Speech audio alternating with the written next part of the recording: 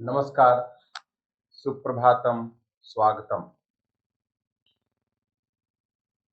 रस संप्रदाय का अध्ययन करने के क्रम में एक बार फिर से हम लोग आ गए हैं और आज हम रस के अवयवों पर आगे बढ़ेंगे। पहली टिप्पणी को पढ़ते हुए हम शुरुआत करते हैं। ऑनलाइन जी के क्लासेस, प्रणाम भाई, प्रणाम, खुश रहिए, सुप्रभात। और हम लोग आज के क्लास को यहाँ से आगे बढ़ाते हैं। रस अवयव, रस के अवयव। रस सूत्र के 3 अवयव हैं और रस के 4 अवयव हैं। विभावानुभाव व्यभिचारी संयोगाद रस निष्पत्ति। अब यहाँ पर 3 है, लेकिन रस के 4 अवयव हैं। देखो, छोटे छोटे शब्दों को आप देखो। Thakur Mahesh, very good morning. तो यहाँ पर चारों का नाम लिख करके बात को हम आगे बढ़ाते हैं। प्रथम स्थायी भाव,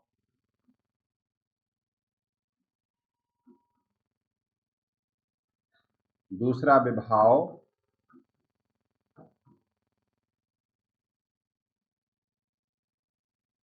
अनुभाव और संचारी भाव।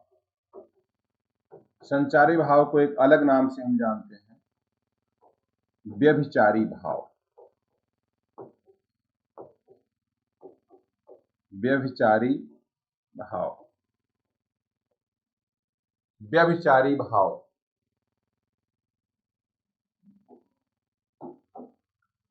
स्थायी भाव, स्थायी भाव की संख्या कितनी है? 9, जो हमने रति से लेकर के वात्सल्य और भक्ति सबको बता दिया आपको, है ना। तो विभाव, अनुभाव, संचारी भाव,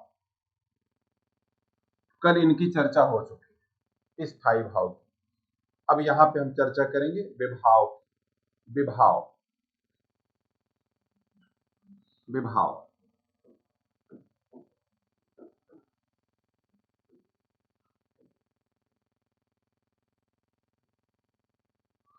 भाव की बड़ी शक्ति है और बड़ी महिमा है।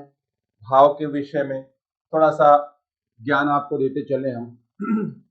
विधन भाव, वि माने होता है विशिष्ट, विशिष्ट भाव। अच्छा, अंग्रेजी का शब्द इमोशन और हिंदी का शब्द भाव, दोनों के अर्थ अलग अलग हैं।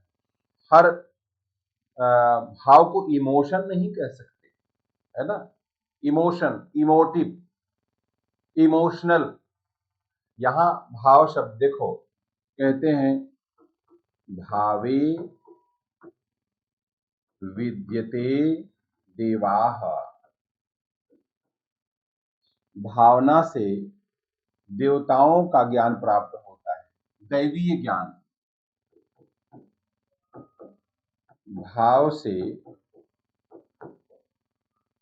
दैवीय ज्ञान प्राप्त होता है। दैवीय, दैवी का भाव होता है कि जो सुपर नेचुरल हो। अच्छा, हमारे आपके बीच में से कलाम निकलते हैं और हमारे आपके बीच शराबी निकलता है, जो सड़क पर शराब पीकर लोटा रहता है। एक हमारे आपके बीच से वो निकलता है जो सुसाइड कर लेता है, और हमारे आपके बीच से वो निकलता है जो लाखों करोड़ों की जिंदगी संवार देता है। तो भावना में इतनी शक्ति है कि हम अपना उद्धार कर सकते हैं, अपने को नीचे गिरा सकते हैं। अब भावना से दैवी ज्ञान प्राप्त होता है। भाव का बड़ा महत्व है। किताब बन गई भावों पर, विभाव, अनुभव, व्यभिचारी भाव, स्थायी भाव, रस की किताब बन गई। भावे, वैसे कहते हैं भगवान वैसे तो अगम्य है, लेकिन भावगम्य है, भावगम्यम। निजम निर्गुणम निर्विकल्पम निरीहम। चलिए, आप सभी का स्वागत है। श्वेता, राज, आरएस जीके, ज्योति शर्मा, राजेश शुक्ल जी। चलो, अभी क्लास की शुरुआत में हम नाम ले लेते हैं, आगे चल करके नाम बढ़ जाते हैं तो फिर उसी अनुकूल से कम हो जाता है। चलो आगे आओ। विभाव, विभाव यानी विशिष्ट प्रकार का भाव। भावों का विभावन करने वाले या उन्हें आस्वाद योग्य बनाने वाले कारण। यहां एक प्रकार से देखा जाए, विभाव क्या है? कारण है। कारण, ये कारण है जो विषय को टेस्टी बना देते हैं। टेस्टी, स्वाद योग्य, आस्वाद योग्य, यानी उसको कह सकते हैं भावों को विभावन या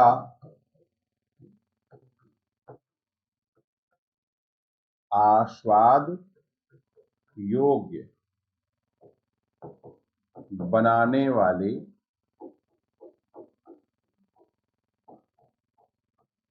कारण विभाव कहलाते हैं।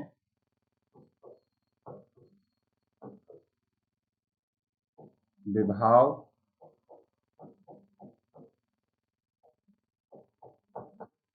कहलाते हैं। अब विभावन शब्द को जरा हम समझें। विभावन शब्द को समझें। देखो, विभावन, आप लोग नोट्स ध्यान से पढ़ते हैं कि नहीं?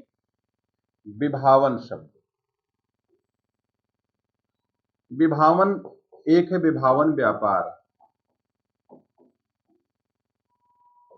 यानी कारण या साधन के बिना भी कार्य का होना पाया जाए। कारण न हो फिर भी कार्य हो। कैचित पकड़िए इसे। बिनु पद चले सुने बिनु काना, कर बिनु कर्म करे विधि नाना, बिनु वाणी वक्ता वड जोगी, आनन रहित अमित रस भोगी। यानी कि वो जो भगवान है वो कैसे हैं? बिनु पद चले, बिनु पद चले, बिने पैर के चलते हैं। सुने बिनु काना, सुने बिनु काना, बिने कान के सुनते हैं, बिने पैर के चलते हैं। बिनु पद चले सुने बिनु काना, कर बिनु कर्म करे विधि नाना। यहां हो तो इसको बोलते विभावन अलंकार। अब विभावन पे आ जाओ। यहां पे भावों का विभावन या आस्वाद योग्य बनाने वाले कारण विभाव कहलाते हैं। एक आदमी मरने जा रहा है, आपने क्या कहा? अरे भाई क्यों मरने जा रहे हो, तुम्हारा ब्याह करा देंगे, अभी बढ़िया सुंदर स्त्री मिल जाएगी, दहेज मिल जाएगा, मरना ही जल्दबाजी क्या है। अब उसके अंदर विशेष प्रकार का भाव आ गया जिसने उसको स्तंभित कर दिया, रोक लिया। तो एक बार झगड़ा हुआ। क्या झगड़ा हुआ? कि भाई बुद्धि बड़ी या भाग्य, बुद्धि बड़ी या भाग्य। अब बताइए, बुद्धि बड़ी या भाग्य बड़ा? तो बुद्ध ने भाग्य से कहा तुम अपना चमत्कार दिखाओ, मैं अपना चमत्कार दिखाती हूं। भाग्य ने कहा अच्छा, बहुत बढ़िया। एक था शेफर्ड, गडेरिया। गडेरिया, गडेरिया जानते हैं? गडेरिया कहते हैं भेड़ चराने वाली जाति, गडेरिया बोलते थे। अब बोले गडेरिया मिला, कहा भाई देखो इसको तुम राजा बना दो, तुम्हें समझो तुम क्या कर सकते हो। तो जा रहा था बांसुरी बजाते हुए अपना वो भेड़ों को हाँकते, रास्ते में हार मिल गया। अब वो हार को गले में पहन लिया, उसको नहीं पता था क्या चीज है, कहा कोई चीज तो है पहन लो। बुद्धि ने कहा अच्छा बेटा आगे देखते तुम क्या करते हो। तो आगे बढ़ा, उसको राजा का मंत्री मिल गया। राजा का मंत्री, राजा के लड़की तो थी लड़का नहीं था। मंत्री से कहा कोई योग्य वर लाओ। वो देखा कि एक सीधा साधा आदमी भेड़ चराते हुए जा रहा है और उसके गले में एक माला है सोने की। कहा तुमको कहाँ मिली, कहा से मिल गई। कहा बताओ ये कोई ऊंचा आदमी लगता है। और मंत्री को भी राजा से थोड़ा खुन्नस थी, कहा गडरिया शादी करा देते हैं। शादी करा दी, अब राजा बन गया वो गडरिया। 2 मंजिल के ऊपर बैठा हुआ था। अब उसके मन में क्या आया, कहा हम जंगल में दिन भर घूमते थे और कहा राजा के यहाँ, बताओ। सांस फूलने लगी, उसको अच्छा नहीं, कहते हैं ना घी नहीं पच रहा। जब लोग कमेंट करते हैं कि कोई आदमी जो योग्यता ना हो और वो तब भी वो चीज पा जाए, उसको घी नहीं पचती, उसको घमंड हो जाता है। एक आदेश को रोटी भी नसीब नहीं है, फिर घी मिल जाए और क्या होता है, फिर पचता नहीं। ऐसे गडरिये को भी नहीं पचा और गडरिया पागल हो गया, कहा वहीं से कूद जाएगा, नीचे मर जाएगा। अब उसके अंदर अभी क्या है, अभी भाव है, विभाव नहीं है। वो सहज भाव जो हर किसी के अंदर आता है। उसने तैयारी की कूदने के लिए। फिर बुद्धि ने भाग्य से कहा तुमने इसको राजा तो बना दिया लेकिन मरने जा रहा है, अंत जो इसका अंत है अच्छा नहीं है। भाग्य ने कहा तुम्हारी औकात हो तो तुम इसमें कुछ काम करके देखो, हमने तो बना दिया। बुद्धि ने गडरिया के दिमाग में प्रवेश किया, अरे भाई मरने की क्या जल्दी है, आज नहीं तो कल मरेंगे, ठीक, तब तक जो कुछ करना हो करेंगे। उसने कहा राजा बन के बैठे क्या दिक्कत है, बढ़िया आदेश दो, घंटी बजाओ, सेवक हाजिर। उसने क्या किया, निर्णय ले लिया हम कूदेंगे नहीं। तो कौन बड़ा, बुद्धि बड़ी, बुद्धि, ये बुद्धि बड़ी हो गई। अकल बड़ी है भैंस, उसको बाद में बात करेंगे। कुछ लोग कहते हैं भैंस बड़ी है, गोबर ज्यादा करती है इसलिए भैंस बड़ी है। और अकबर बीरबल की कहानी में आता है कि भैंस बड़ी या बुद्धि, तो उनके जो कंपटीटर थे बोले भैंस बड़ी है। कहा भैंस कैसे बड़ी, कहा बहुत बड़ी है, पूंछ बड़ी है और बहुत ज्यादा गोबर करती है इसलिए भैंस बड़ी है। वो कहानी फिर बता देंगे आपको।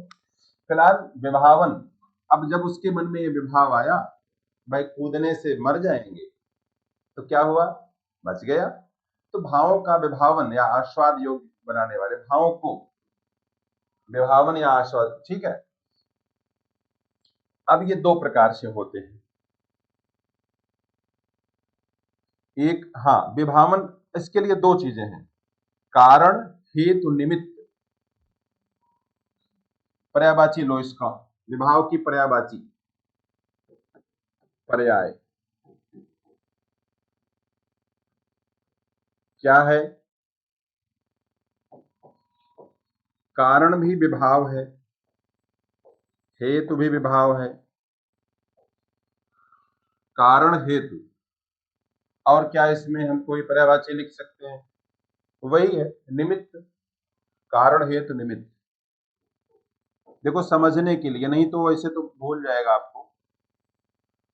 कारण हेतु निमित्त ये तीनों क्या है, विभाव के पर्यायवाची। किस कारण से यह विचार आया मन में कि राज छोड़ जाएं वन में, ये तो तुरंत बना करके हम बोल दिए आपसे। तो जैसे रति यानी कोई स्थायी भाव हमारे हृदय में स्थित है और उसको रस दशा तक पहुंचाने में विभावों की भूमिका बहुत महत्वपूर्ण होती है। अब इसमें 2 प्रकार की चीजें हैं, एक तो है दृश्य, एक है जो आश्रय। आश्रय माने जिसके हृदय में भाव रहता है, जनता, पब्लिक। जैसे मान लो ऐसा आप कह सकते हैं कि बीज का अंकुरित होना ही फल की उपलब्धि नहीं है, बल्कि उसके लिए धूप, हवा, पानी भी चाहिए। ऐसे इसमें भी है। विभाव आदि का स्थायी भाव के साथ जो है संयोग जरूरी है। तो एक प्रकार से देखा जाए तो विभाव ही रस के प्रमुख कारण है। तो एक प्रेरित करता है, एक प्रेरित होता है, दो हो गए। ठीक। एक अच्छा, मुझे एक बात ख्याल आ गई। हिंदुस्तान पेपर में निकला हुआ था 2020 के आसपास, कोरोना पीरियड के थोड़ा सा पहले, एक लड़का चैटिंग कर रहा था। चैटिंग जानते हैं आजकल? Chatting, to chat, hi hi baby. और उधर जो बेबी थी बहुत सुंदर थी। अच्छा, कुछ लोग बाहर के रूप रंग को देखकर फंस जाते हैं और ऑनलाइन शादी कर लिया उसने। और जब शादी कर लिया तो बेबी भाई फ्लाइट पकड़ करके आ गई दिल्ली। और उसके बाद दोनों लोग रुके होटल में। बेबी ने कहा पहले हम नहा वहा लें, तो नहाने चला गया। उसने कहा कि उसको जरूरत लगी, कहा भाई बेबी को देखें। पता लगा बेबी का जो विग पहना था, बेबी एक मैंने सर के ऊपर बाल नहीं थे, एक विग। और जब मुंह का मेकअप छूटा, पता लगा बेबी की उम्र थी 65 सालों की, है ना। तो कई बार ऐसा होता है जो रसात्मकता हमारी बाधित हो जाती है वास्तविकता के ज्ञान से, असलियत। तो कभी भी बाहर के रूप रंग से नहीं फंसना चाहिए। जैसे सोने का घड़ा हो और अंदर जहर हो, तो सोने का घड़ा तो पेट हमारा नहीं भरेगा, उसके अंदर का जो द्रव्य है वो हमारा पेट भरेगा।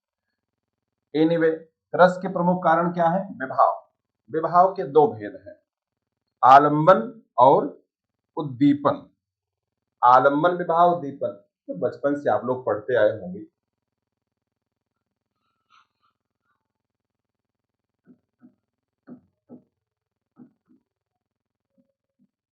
विभाव के प्रकार।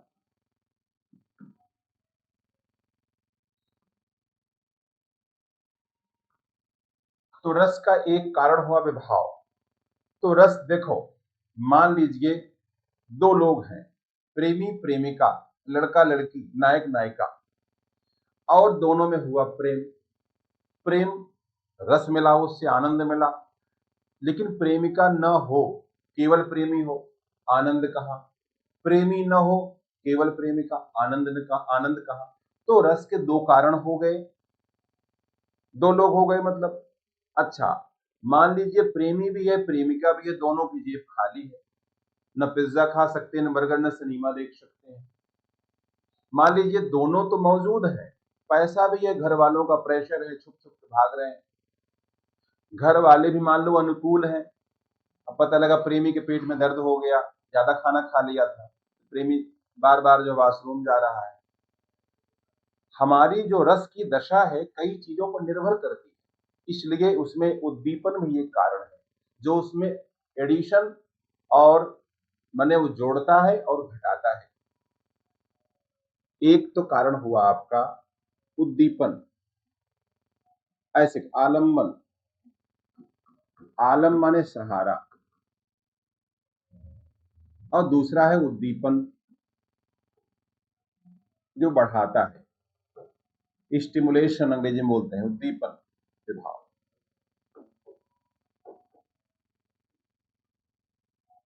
देखिए, पढ़ने पढ़ाने का भेद यही है। एक तरफ हमने नोट्स लिया, आपको लिखते कौन सा प्रकार, आलम्बन उद्दीपन, पेज नंबर 2 ये, वो पेज नंबर 3 ये। चर्चा आप तब करते हैं जब आपके पास विषय होता है। विषय कैसे होता है? जब आपके पास अनुभव होता है। तो जीवन में अनुभव का बड़ा महत्व है। आगे आओ, आलम्बन विभाव। थोड़ा सा आलम्बन विभाव को हम बड़ा करते हैं, एक्सट्रैक्ट करते हैं। कहते हैं कि जिसका आलम्बन या सहारा लेकर के स्थायी भाव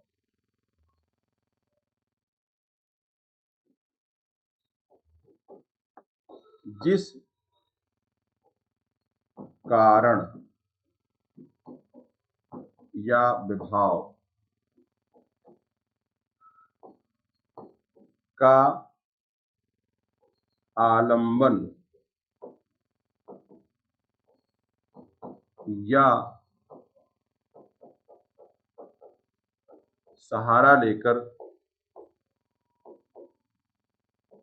स्थायी भाव उत्पन्न होते हैं, जिस कारण निमित्त आलंबन या सहारा लेकर स्थायी भाव उत्पन्न होते हैं, उसे हम क्या कहते हैं? उसे कहते हैं आलंबन विभाव। जैसे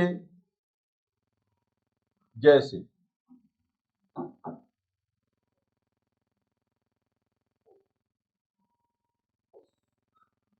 हम देखो, रसों का राजा कौन है?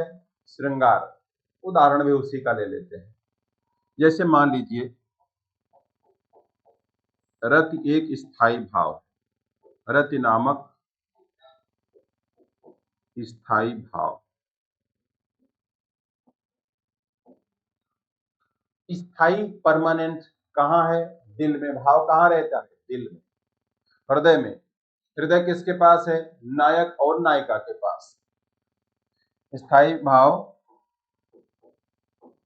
नायक और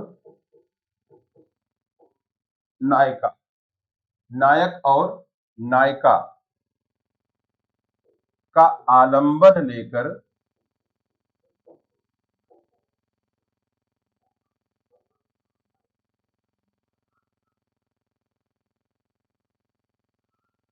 उत्पन्न होते हैं।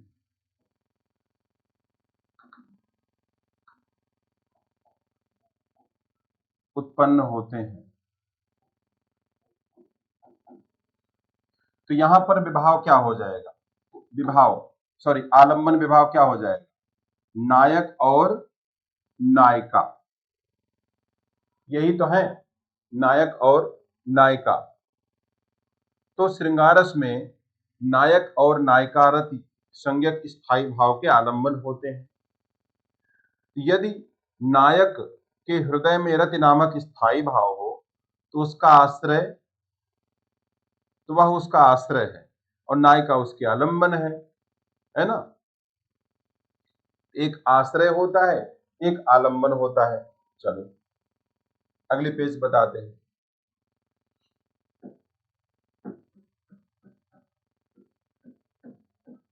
श्रृंगारस की बात कर लेते हैं। एग्जाम्पल, उदाहरण।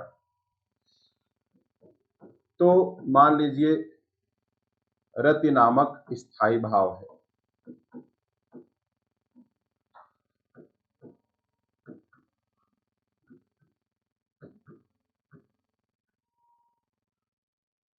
देखो, लिखित परीक्षा के लिए विचार बड़े महत्वपूर्ण होते हैं। आप लोगों ने चुटपुटिया पढ़ाई बहुत की है। चुटपुटिया यानी ट्रिक लगाओ, कितने प्रकार? 2 प्रकार, पेज नंबर 2, 3 प्रकार, 4 प्रकार, ऐसे पढ़ाई की आप लोगों ने। और आप लोगों के लिए महान गुरु वही होता है जो आपका शॉर्ट में काम कर दे। तो वही ऐसा है। हाँ, आगे आते हैं। तो यदि देखो, अब मान लो रति नामक स्थायी भाव कहाँ है? नायक के हृदय में है। नायक का हृदय, ये क्या हुआ? आश्रय।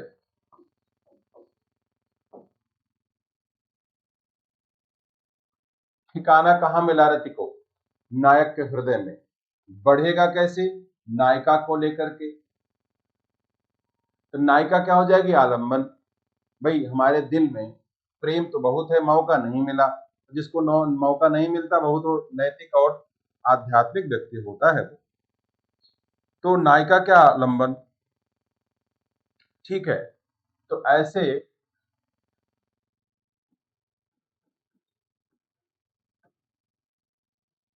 नायिका है आलंबन।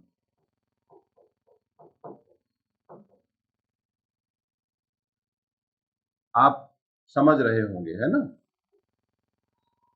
तो एक के अंदर एक भाव है, दूसरे के कारण वह बढ़ गया।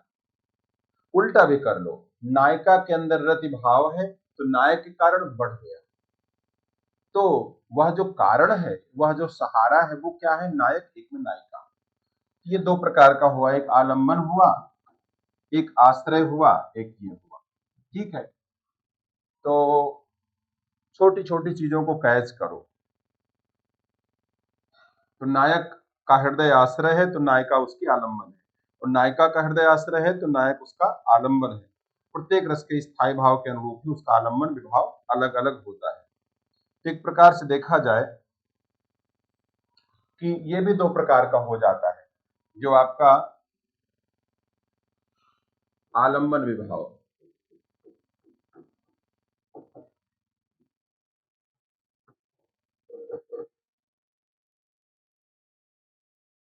एक हुआ जिसमें हम आश्रय को ले लेते हैं, एक में सब्जेक्ट को ले लेते हैं।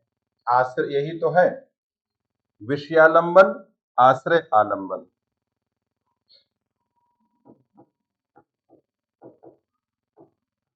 विषयालंबन और आश्रय आलंबन,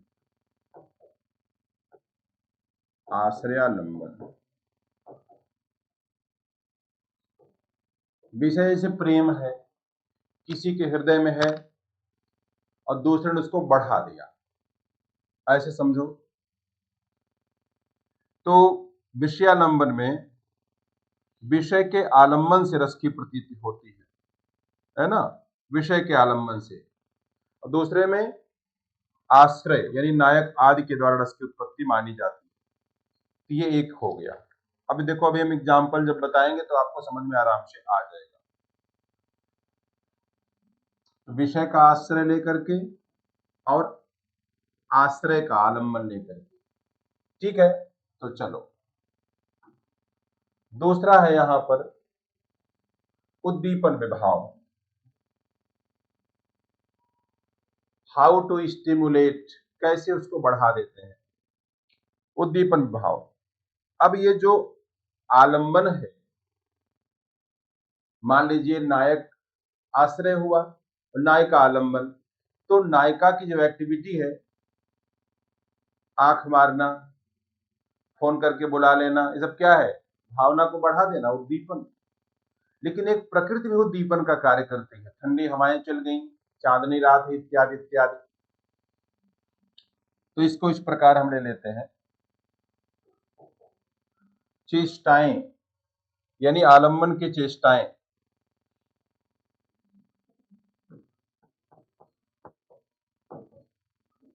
आलंबन की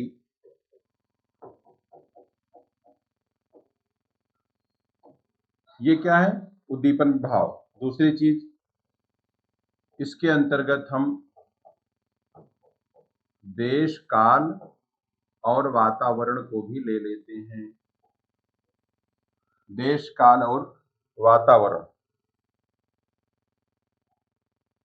जैसे श्रृंगार रस की बात करें तो नायक के लिए नायिका आलंबन है, नायक के लिए नायिका आलंबन है। इसको लिख देते हैं ताकि आपको आराम से समझ में आ जाए।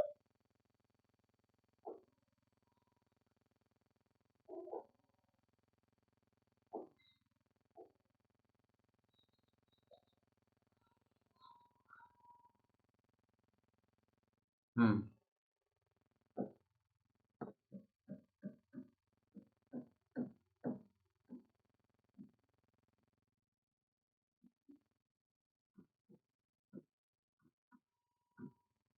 नायक के लिए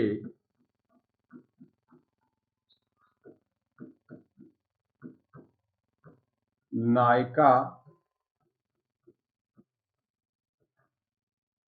आलंबन है। एक बात तो ये हुई। दूसरी बात, हवा कौन दे रहा है उसको? नायिका की चेष्टाएं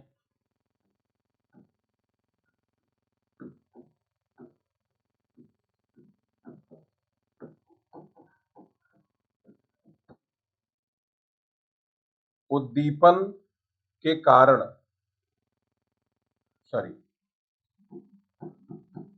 रति भाव के उद्दीपन के कारण उद्दीपन विभाव कहलाती है।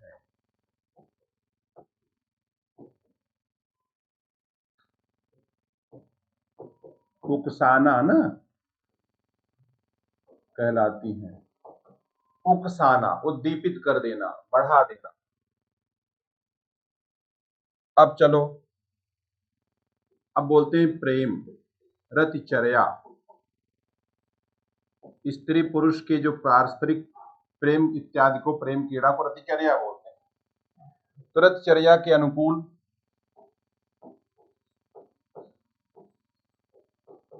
वातावरण ये भी शामिल हो जाएगा, जैसे चांदनी रात,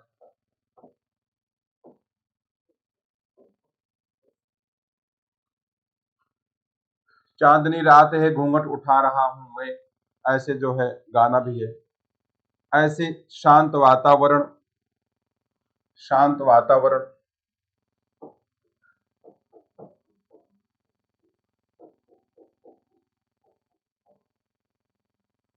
उसी में जुगनू भी टिम टिम टिम टिम कर रहा है। ऐसे फूलों का बगीचा हो, पुष्पोद्यान,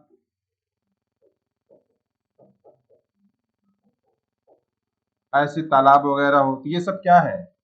ये सब है आपके उद्दीपन विभाव।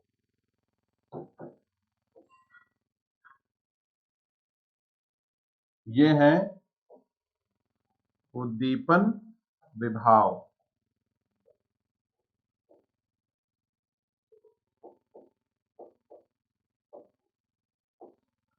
ठीक है, उद्दीपन विभाव।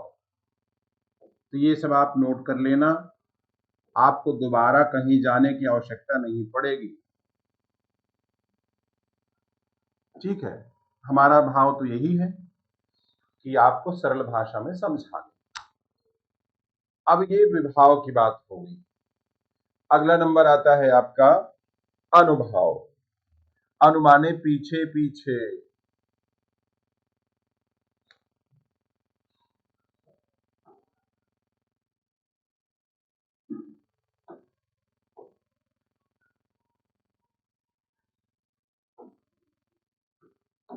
अनुभाव,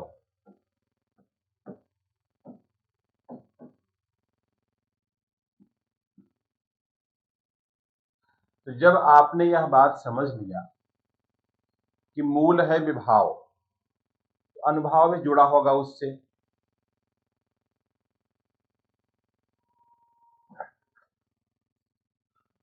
देखो, जैसे यहां पर आश्रय है, समझाने के लिए हमने बता दिया नायक,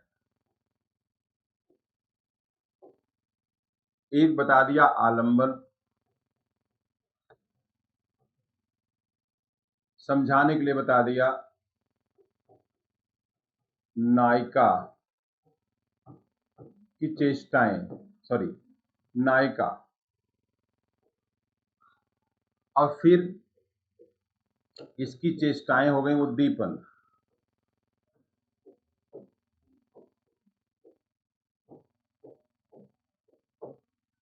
अरे भाई, दोनों की चेष्टाएं हो सकती, किसी एक की नहीं, दोनों का बराबर महत्व है।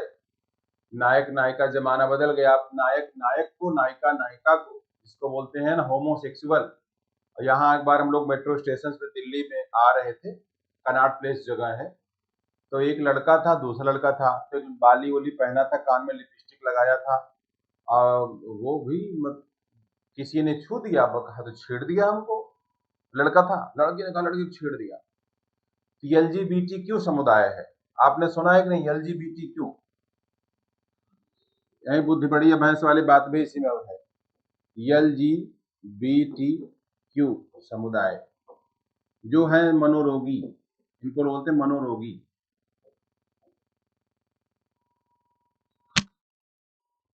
लेस्बियन, गे, बाइसेक्सुअल, ट्रांसजेंडर, अब क्यों भी ऐसे कुछ करके है, अब आपको ख्याल हो बता दीजिए। तो हाँ, अब यहां पर जो आश्रय है, आश्रय जो अपने भाव को प्रकट करने के लिए कुछ चेष्टा करता है, वो लिखो यहां पे,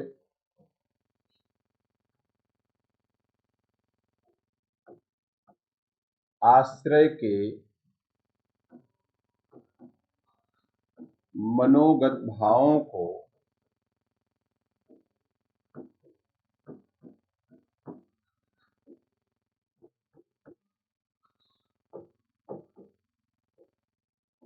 प्रकट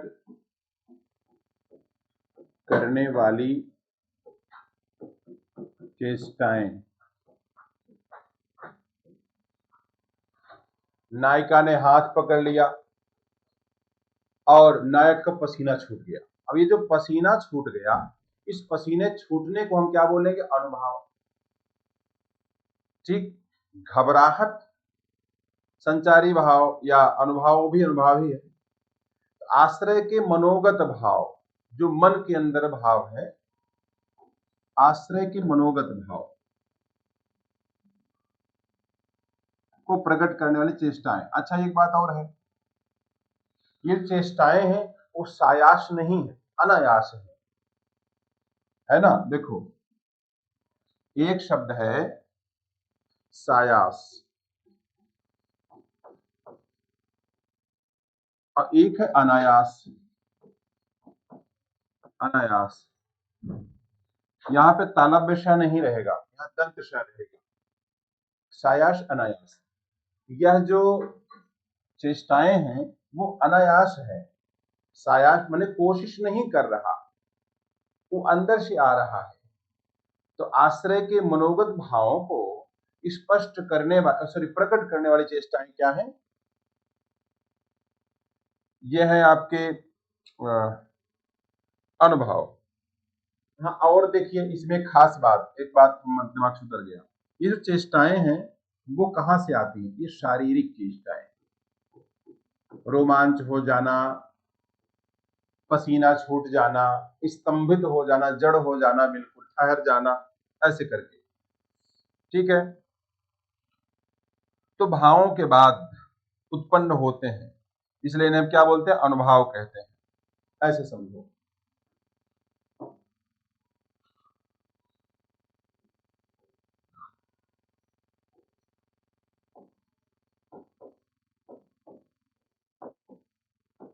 भावों के बाद, बाद माने पीछे, इसी कहते अनु।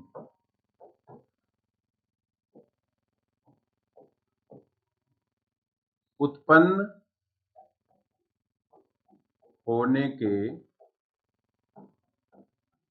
कारण इन्हें अनुभाव कहते हैं।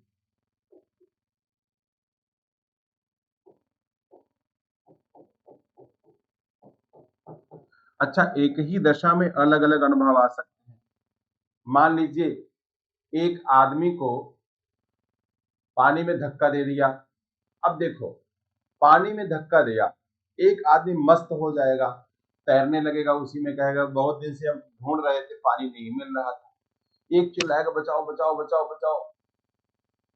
अब एक जो है कुछ देर तक खुश रहेगा, फिर उसको टेंशन होगी। होता ना ऐसे। एक ही घटना के, मान लीजिए हम पढ़ा रहे हैं, कुछ बातें हमने बता दी, अब जो शुरू शुरू में आ गया उसको दोहराएंगे तो बड़ा खराब लगेगा, सर एक ही बात बार बार क्यों बता रहे हैं। लेकिन जो बाद में आ रहा फिर वो चीज पूछेगा जो हम बता चुके हैं, उसको नहीं पता। एक ही घटनाक्रम के साथ कई प्रकार के भाव पीछा करते हैं। तो भावों के बाद उत्पन्न होने के कारण इन्हें क्या कहते हैं? अनुभाव। तो अनुमाने होता है पीछे, जैसे अनुप्रास। प्रास माने दोहराना, to repeat again and again, दोहराना, एक के बाद एक दोहराना। चलें, अच्छा तो एग्जाम्पल लेते हैं। अच्छा, कैसे पता लगता है कौन सा स्थायी भाव है? एक बात और खास बात देखो, इन्हीं से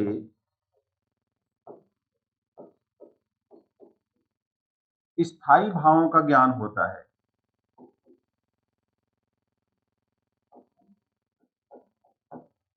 स्थायी भावों का ज्ञान होता है।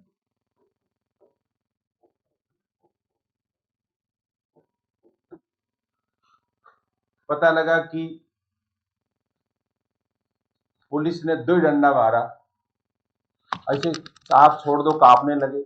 अब जो कांप रहे हैं ये अनुभव है, लेकिन इससे पता लग रहा है इनके अंदर डर आ गया है। डर क्या है? स्थायी भाव। रस क्या है? माने भयानक रस, डर डर। ऐसे तो हमारी जो एक्टिविटी है, जो कि परिणाम है किसी भाव का, उससे पता लगता है हमारे अंदर कौन सा भाव है ना। प्रिंसिपल साहब आए, अब पता लगा पसीना छूटने लगा, प्रिंसिपल साहब ने कहा ओ ये तो जो है घबरा रहा है। तो पसीना छूटना घबराहट का प्रतीक, स्थायी भाव का ज्ञान होता है इनसे। हमें लगता है आपको समझ में आ रहा होगा। आगे देखते हैं। उदाहरण के लिए जैसे श्रृंगार है।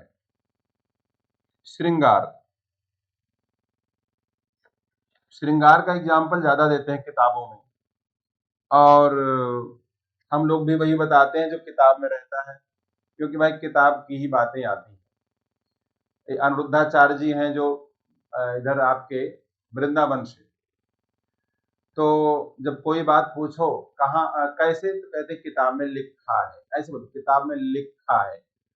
एक कोई पूछा, कहा कि भाई देखो रमजान, बोले रमजान राम और जानकी, और राम राधा और माधव, कहाँ किताब में लिखा है, ढूंढो किताब में कहाँ लिखा है। और कुमार विश्वास जी रामकथा बोल रहे थे, ये नेशनल टीवी पर आ रहा था। अमित शाह जी थे, बाबा रामदेव थे, कई लोग थे उसमें, अब रामकथा बोल रहे थे। अब देखो, आप पकड़ो ध्यान से, जो व्यक्ति पढ़ा लिखा नहीं है वो तो प्रभावित हो जाएगा। वैसे तो आदमी ज्ञान से प्रभावित होता है, फिर अच्छा गला, कोई बढ़िया बढ़िया राइटिंग हम लिखें या बढ़िया गला हमारा हो गाने का, तो आप प्रभावित हो जाएंगे। लेकिन अगर कोई पढ़ा लिखा विद्वान है, उस व्यक्ति विषय को जानता है। अब कैसे? अब कह रहे हैं युधिष्ठिर ने 10 प्रकार के पाप बताए हैं। अब ढूंढो कहाँ बताए हैं। पौमचरी में लिखा है, अब जाओ पता लगाओ पौमचरी में कहा। और एक फैशन चल गया है विद्वानों के बीच, कम्बन रामायण में बाली ने राम से कहा, अब जाओ खोजो कम्बन रामायण में कहां कहा। अब कोई ऐसी किताब का नाम बता देंगे जिनका आप नाम ही नहीं सुने हैं। जैसे एलेक्सिस कैरल ने अपने प्रसिद्ध किताब मोनोग्राफ में कहा है, अब एलेक्सिस कैरल कहाँ है, मोनोग्राफ आप ढूंढते रहो। ऐसे माने ये जो है ढूंढते रहो। एक जो है हमारे मार्केट में गांव साइड में एक जो है डॉक्टर आया, क्या लिखा था, PTRQ अमेरिका से, और RPSM न्यूयॉर्क से, वो डिग्री का फुल फॉर्म निकालते रह गए ऐसे। तो खैर, हाँ हम क्या दे रहे हैं, उदाहरण। अब देखो उदाहरण,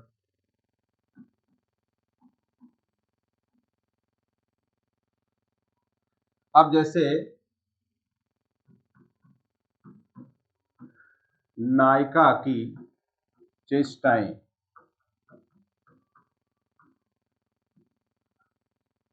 मान लीजिए ये है कटाक्ष, भ्रूभंगिमा,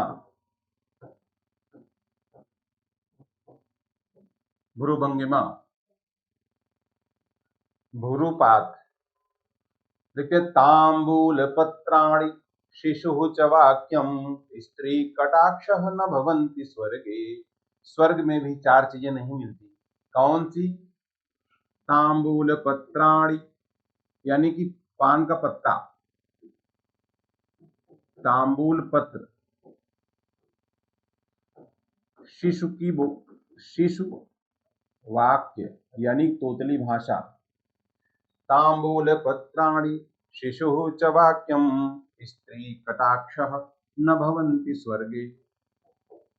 स्त्री कटाक्ष इस स्वर्ग में भी नहीं मिलता। स्वर्ग में भी नहीं होते। ये देखो, तो ये चेष्टाएं हैं। अब देखो, अगर नायिका ने कटाक्ष किया, भ्रू भंगिमा, बाहों की जो कलाकारी है ऐसी पता लगी, तो क्या होगा? अब देखो, नायक की हालत पतली, नायक में लक्षण क्या प्रकट होंगे? नायक की अनायास चेष्टाएं, अब इसको चेष्टा न कह लें हम, उसको हम क्या कह सकते हैं?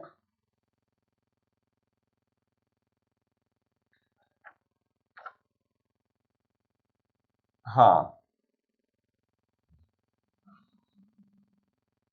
अब ये जो है इसको बोलते हैं उद्दीपन विभाव, जो पहले बता रहे थे, उद्दीपन विभाव। तो नायक में अगर रोमांच आ गया, अब भाई पता लगा कांपने लगा वो, और उसके बाद जो है जड़ता आ गई, भाई बहुत दिन से आई लव यू कह रहे थे, रिस्पांस नहीं मिल रहा था, आज जो रिस्पांस मिल गया तो जड़ हो जाता, भरोसा ही नहीं होता, उधर से ऑफर वापस आ गया।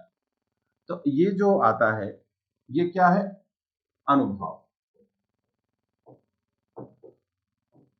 तो ऐसे इसमें हम अलग कर सकते हैं। देखो, जो नायक है, तो नायक है आश्रय, नायिका है आलंबन, आलंबन, ये दोनों क्या है? विभाव। और नायक में नायिका की एक्टिविटी के कारण क्या हुआ? रोमांच, जड़ता, या कुछ और हम कह सकते हैं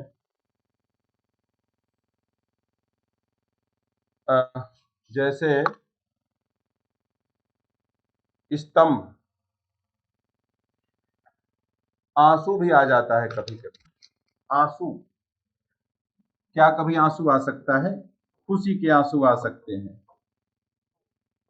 तो ये क्या हो गया? ये हो गया अनुभव। उसको बेचारे को भरोसे नहीं होता है, यहाँ पे एप्लीकेशन एक्सेप्ट हो गया है, तो ये जो है अनुभव में आ गया। तो एक लंबी लिस्ट है अनुभवों की, ठीक है। तो अनुभावयन्ति इति अनुभावः, अनुभावयन्ति इति अनुभावः, जो बाद में आवे अनुभाव, इसलिए इन्हें भाव बोधक तत्व भी कहते हैं। तो देखो, जो विभाव है उनसे रसों का ज्ञान होता है, अनुभावों से स्थायी भावों का ज्ञान होता है। अनुभावयन्ति इति अनुभावः, यानी कि अनुभावों को भाव बोधक तत्व कहा जाता है। पता नहीं लगेगा, कोई घबरा रहा है तो अंदाजा नहीं, दरोगा तुरंत पकड़ लेगा। मुन्ना चोरी किया है, मुन्ना चोरी किया है, तुरंत पकड़ लेगा।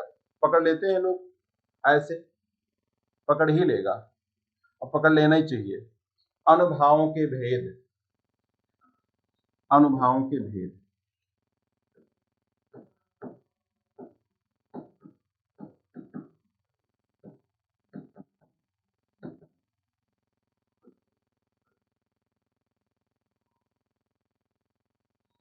अनुभावों के चार भेद। कैसे बात, माने हमारे अंदर की भाव, रति भाव, वीरता का भाव, उत्साह का भाव, कैसे पता लगेगा? तो चार तरीके से पता लगेगा, यहां लिखते हैं। एक तो हम कुछ बोलेंगे नहीं, हमको कोई चेहरा देख ले हमारा समझ में आ जाएगा उसको, ये हो जाएगा कायिक। कायिक माने, काया माने शरीर, कायिक अनुभव, शरीर से। दूसरा, मान लो शरीर से नहीं हम बोल दिए, वाचिक, वाचिक,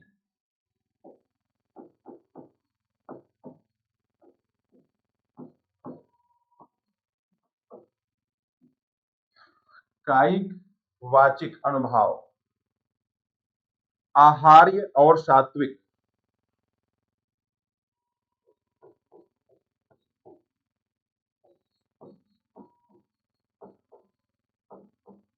आहार्य और सात्विक अनुभाव, इसको बोलते हैं पुनरुक्ति बोधक चिन्ह, पुनरुक्ति बोधक। तो हाँ, अब ये चारों को अलग अलग आप समझ लें। जैसे कायिक वाचिक हो गए, आहार्य यानी जो वस्त्र वगैरह हम पढ़ते, किसी से मिलने जा रहे हैं रंग बिरंगी पहन लिए, समझ में आ गया कि मिलने जा रहे हैं ऐसे। तो सात्विक का ज्यादा डिटेल है, सात्विक क्या है, सत्व से उत्पन्न होते हैं। तो हम इन चारों के एग्जाम्पल बता करके सात्विक को इलेबोरेट कर देंगे, बड़ा कर देंगे, है ना। चलो, कायिक अनुभाव लो, पहला लक्षण कायिक। कायिक माने शरीर से तो शारीरिक चेष्टाओं से प्रकट होना, ठीक, इन्हें करना पड़ता है। देखो, शारीरिक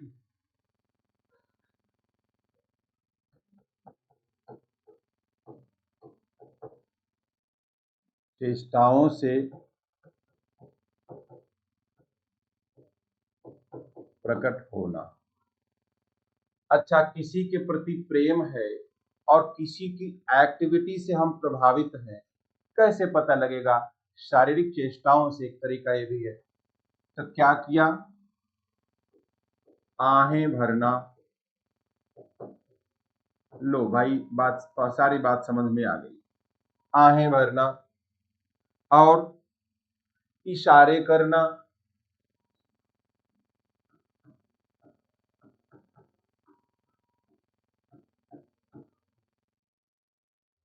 बहुत सारे इशारे तो हम बता भी नहीं सकते यहां पर। जैसे कटाक्ष करना, वो भी इशारे है। कटाक्ष करना और भौहें चलाना।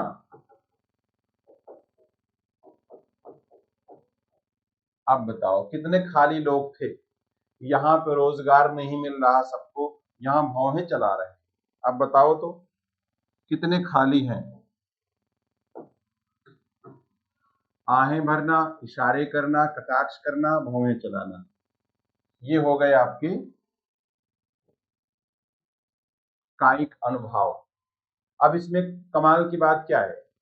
कमाल की बात है कि ये करने पड़ते हैं। मैंने आश्रय को प्रयास करना पड़ता है। भाई, बात पहुंच गई है, पहले प्यार की पहली चिट्ठी साजन को दिया कबूतर जा, तो कबूतर ने चिट्ठी पहुंचा दी है, कैसे पता लगेगा? ऐसे पता लगेगा। यानी कि इसके लिए प्रयास करना पड़ता है, प्रयास करना पड़ता है, ठीक। चलो, इसमें कुछ लोग कच्चे खिलाड़ी भी होते हैं। कच्चे समझ रहे हैं? जो मान लो पुलिस ने पकड़ लिया रास्ते में, डीएल दिखाओ, दूसरे ने दिखा दिया डीएल, कहा बहुत बढ़िया तुम जाओ, साहब मैं भी दिखाऊं? दिखाऊं? कहेगा बहुत कॉन्फिडेंस है इसके पास, जरूर होगा, जाओ जाओ। कुछ लोग ऐसे बच जाते हैं, उनके पास न तो ड्राइविंग लाइसेंस है, न कोई कागज है गाड़ी का। अरे साहब मेरा भी देख लीजिए, ऐसे बोल देंगे। दिखाऊं सर, दिखाऊं? तो कहें सही सही न मांग ले तो मांग लिया तो फंस गए। तो ऐसे होता है। ऐसे प्रेमी भी फंस जाता है बेचारा, बड़ी बड़ी बातें करेगा तो फंस जाता है। वाचिक अनुभव तो बोल करके भी बता देते हैं। जैसे वाणी संबंधी चेष्टाएं, आश्रय की वाणी संबंधी चेष्टाएं, आश्रय हम नायक नायक को ही मान रहे हैं, और जमाना बदल गया, दोनों पीड़ित हो गए। तो ये जो वाचिक अनुभव हैं अलग अलग रसों के अनुरूप वाणी के द्वारा व्यक्त होते हैं। इनमें एग्जाम्पल की आवश्यकता नहीं है।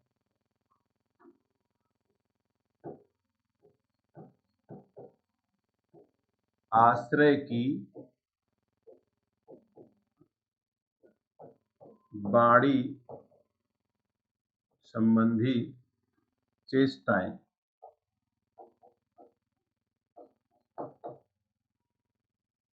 चेष्टाएं। अब आते हैं आहार्य।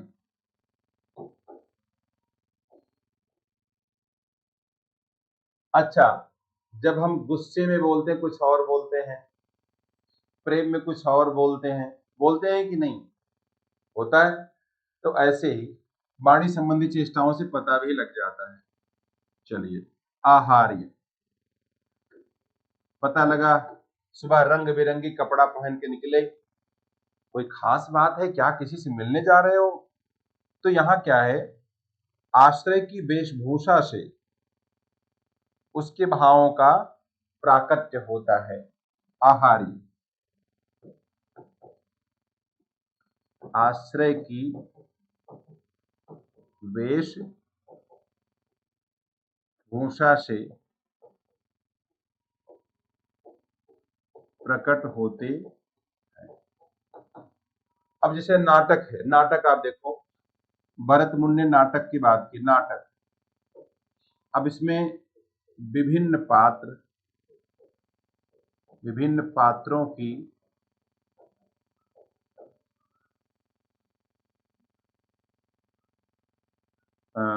वेशभूषा अलग अलग होती है।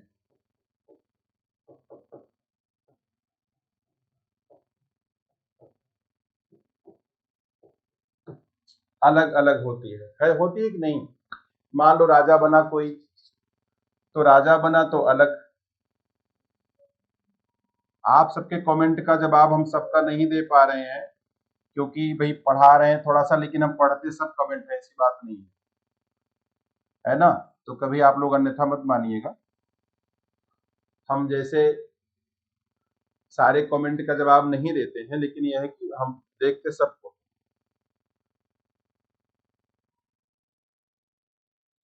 अब इसमें एक कमेंट मुझे पढ़ना ही पड़ेगा। अजय वर्मा जी लिख रहे हैं, ये मौजजा भी मोहब्बत कभी दिखाए मुझे के, संग तुझ पे गिरे और जख्म आए मुझे, आह को चाहिए एक उम्र असर होने तक, कौन जीता है तेरी जुल्फ के सिर होने तक। धन्य हो, धन्य हो। अच्छे मौके पर अच्छा शेर सुना दिया आपने। अब आते हैं सात्विक अनुभव। अब सात्विक अनुभव की बड़ी कैटेगरी है, तो सात्विक अनुभव को हम आगे बताएंगे। सात्विक अनुभव ये सत्व से उत्पन्न होने के कारण सात्विक अनुभव कहे जाते हैं। ठीक, चलो आगे आओ।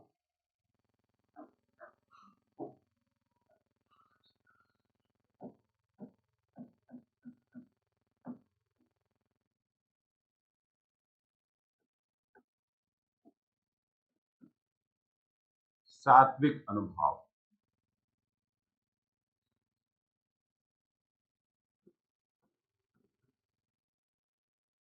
सत्व से उत्पन्न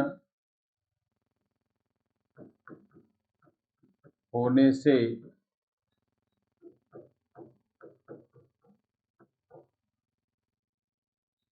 सात्विक अनुभव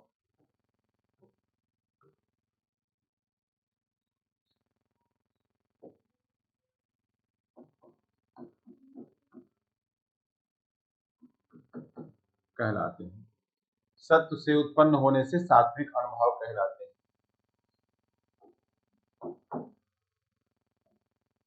देखो, तीन प्रकार के गुण होते हैं, सत्व, रज और तम। सत्व, रज और तम। सत्व को सत्तू मत समझ लीजिएगा, सत्तू भी बहुत लोग खाते हैं ना, तो सत्तू समझ लेते हैं, सत्तू समझने गलती मत करिएगा। अच्छा, तो कहते हैं कि सत्व जो है मन प्रभव है, यानी समाहित मन से तत्व उत्पन्न होता है। तो कहते हैं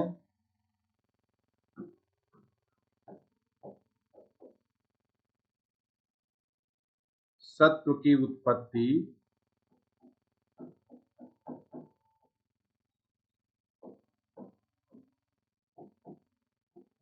सहज होती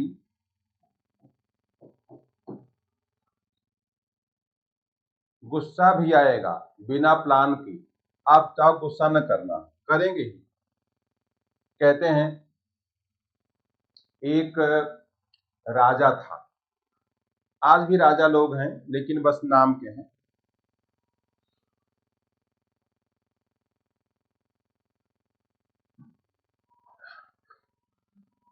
राजा था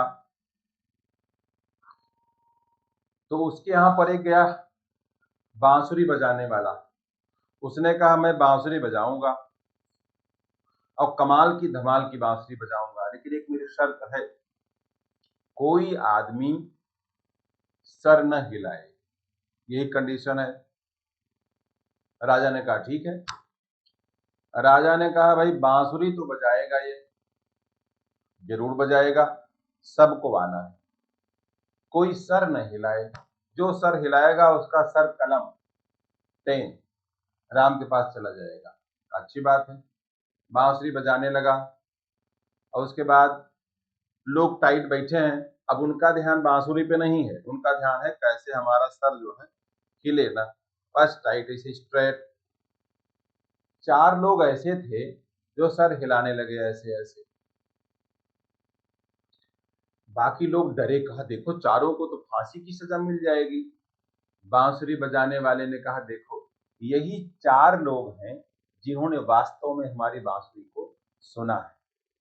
तो वह जो सर हिला रहे थे वह क्या है, सात्विक अभिव्यक्ति, सात्विक अभिव्यक्ति, यानी कि वह रोक नहीं पाए, तो ये क्या होते हैं ना, सहज ही उत्पन्न होते हैं, ऐसे समझो।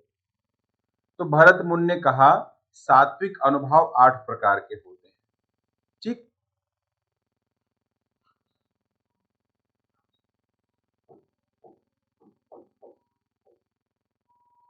सात्विक अनुभव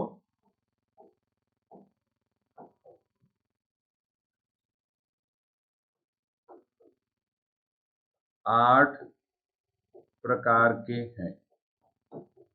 कहा, नाट्य शास्त्र, भरत मुनि, भरत मुनि, नाट्य शास्त्र, ठीक है।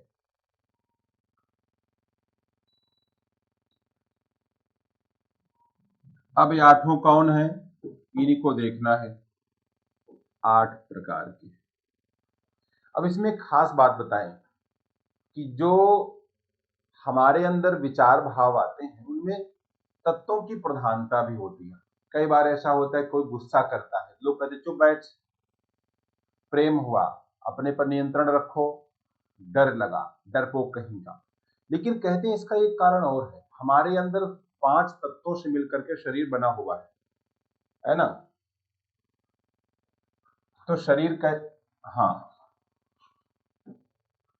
पंच तत्व कौन कौन से हैं, क्षिति, क्षिति माने पृथ्वी, जल, पावक, पावक माने अग्नि, चौथा गगन, गगन माने आकाश, और 5 समीर, समीर माने वायु। तो इन 5 तत्वों से मिलकर के शरीर बना है।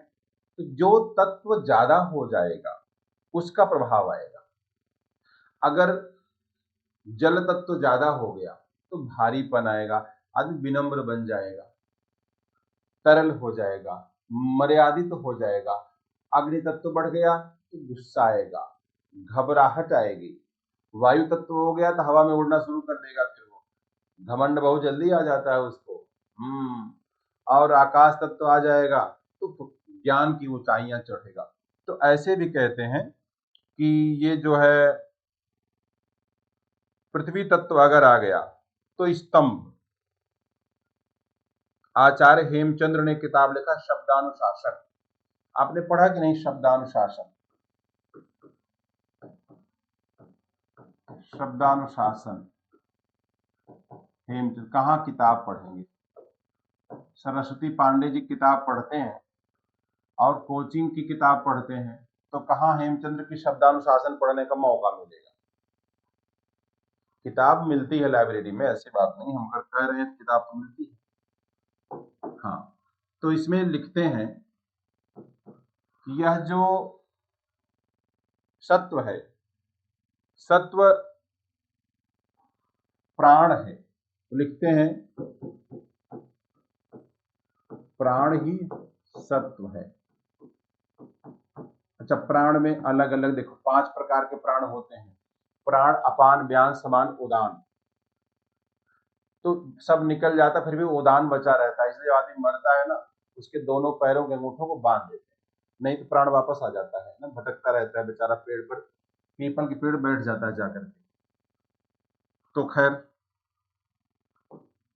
ये, हाँ, तो प्राण में जैसे मान लो पृथ्वी तत्व बढ़ गया, तो पृथ्वी तत्व अगर बढ़ा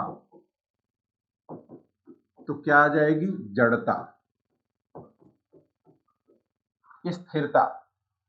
पता लगा कि भैया शांतम शांतम, जब आप कोई आ ही नहीं रहा। ऐसे ही अगर प्राण में जल तत्व बढ़ गया, इसको स्तंभ बोलते हैं, स्तंभ, खंभा। और अगर जल तत्व बढ़ गया तो आंसू निकलेंगे, अश्रु, रोना शुरू कर दिया। गांव कहते हैं भैया भुकार छोड़ कर रो रहा है, अवधि भाषा से भुकार छोड़ कर रोना, यानी भवकार है वो। भव, भव माने संसार, भवकार, सांसारिक वृत्ति प्रबल हो जाती है, भव से भव बन गया, भवकार, तो भव कार्य है वो, भवकार भव कार्य। चलिए, तो वायु तत्व, अग्नि तत्व, अग्नि तत्व,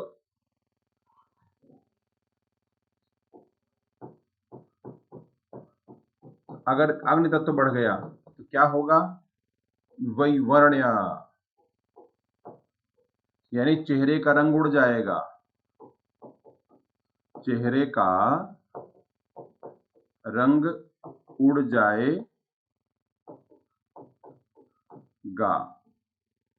अब बताओ, चेहरे का रंग उड़ जाएगा, वैवर्ण्य, ठीक। बहुत पीड़ा, कहाँ किसको पीड़ा हो रही है? पढ़ाई लिखाई कर लो बच्चा, और आजकल तो गुरु चेला सब पीड़ित हो गए, तो क्या किया जाए?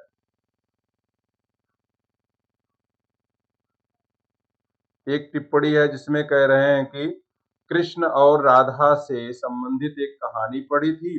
एक बार रुक्मिणी ने भगवान कृष्ण को पीने के लिए दूध दिया जो अत्यधिक गर्म था, जिसे पीते ही जीभ जल गई, और आश्चर्य है कि राधा के शरीर पर फोले पड़ गए। तो मेरे पास इसकी कोई रिकॉर्डिंग नहीं है, पढ़ा हमने भी है। अब देखिए शास्त्रों में लिखा है, कोई फोन मेरे पास आया नहीं, लेकिन हम मान लेते, हम लोग श्रद्धा से मान लेते कि भाई इसको जो है ऐसा होगा, मान ही लेना चाहिए, नहीं तो क्या पता क्या हुआ क्या नहीं हुआ। वैवर्ण, वैवर्ण माने चेहरे का रंग उड़ जाना, ठीक है। आगे आओ, अगले, यदि मान लो आकाश तत्व बढ़ गया, आकाश तत्व, आकाश तत्व,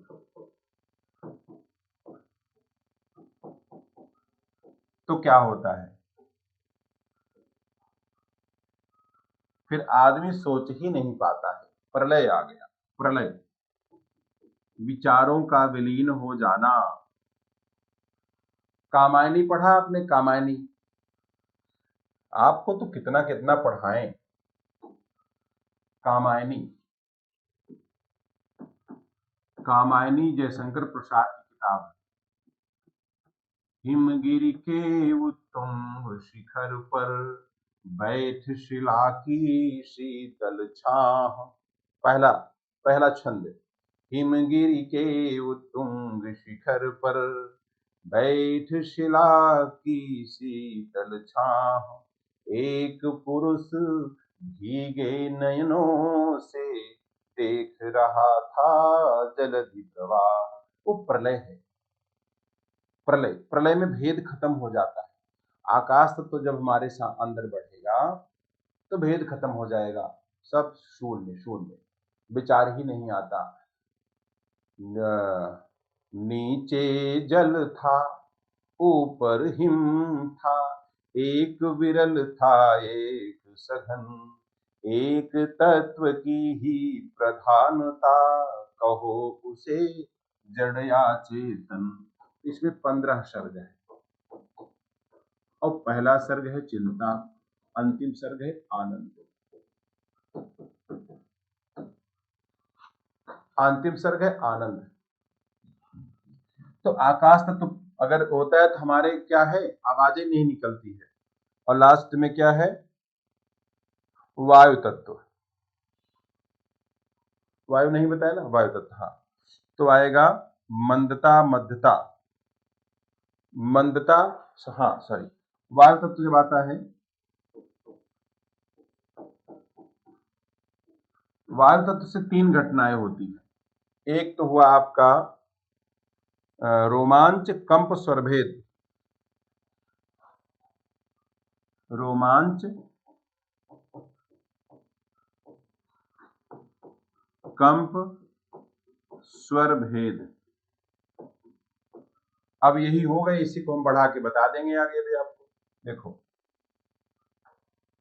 आकाश तत्व प्रबल हुआ तो प्रलय आया, वायु तत्व से रोमांच, कंप, स्वर भेद, आवाज लड़खड़ा जाती। देखो रोमांच कैसे आता है, मान लीजिए वायु तत्व मंद है तो क्या आएगा, रोमांच आएगा, रोमांच। मान लो मध्य है,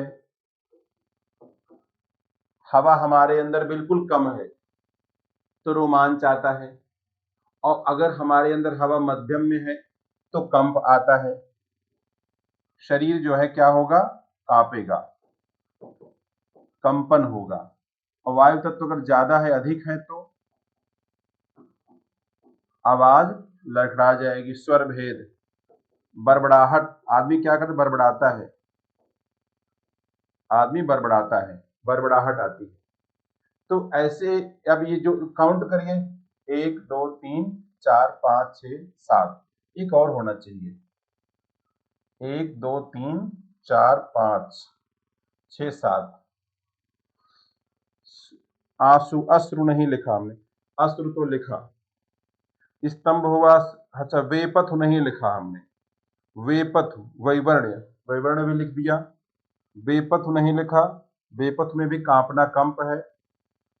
स्वरभंग, स्वरभंग लिखा, स्वर भेद लिखा, ठीक है। अभी इसको अलग से लिख देते हैं, काउंट कर लेंगे इसको हम। तो भरत मुनि ने जो है कितने बताए हैं, 8 बताए हैं, 8 भेद।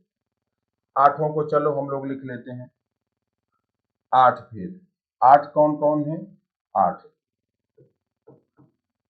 अब इसमें डिटेल नहीं कर, डिटेल हम बता दिया है। स्तंभ, स्तंभ, खंभे जैसा खड़ा रहेगा आदमी, स्तंभ। दूसरा स्वेद, पसीना निकलेगा, पसीना नहीं बताया, स्वेद, स्वेद, पसीना निकलेगा, पसीना छूट जाना। तीसरा रोमांच, रोमांच,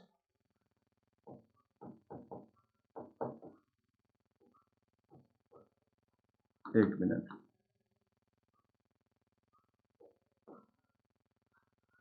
चौथा वेपथ। वेपथ माने क्या है?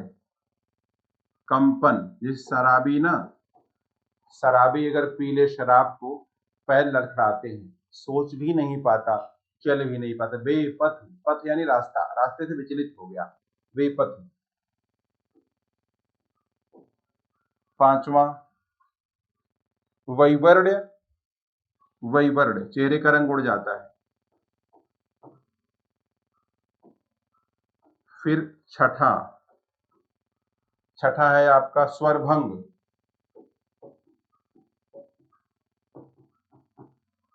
सातवां 1 2 3 4 अश्रु।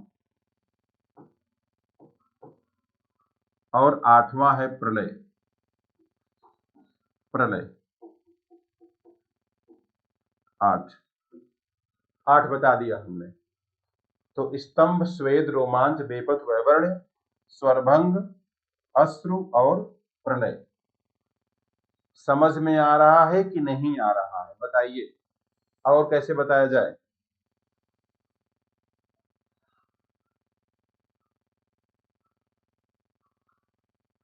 तो इसमें देखो, इसमें और तो आपको स्वरभंग में आवाज फट जाती है, ज्यादा खुशी, ज्यादा आंसू, दर्द हो तब भी क्या होता है, आंसू निकल। प्रलय को आप समझा दें। प्रलय माने चेतना शून्य हो जाना, डर से, दुख से, विरह से, शोक से, क्रोध से क्या होता है, बेहोश होकर के गिर पड़ता है, ये प्रलय। तो प्रलय माने चेतना शून्य हो जाना, चेतना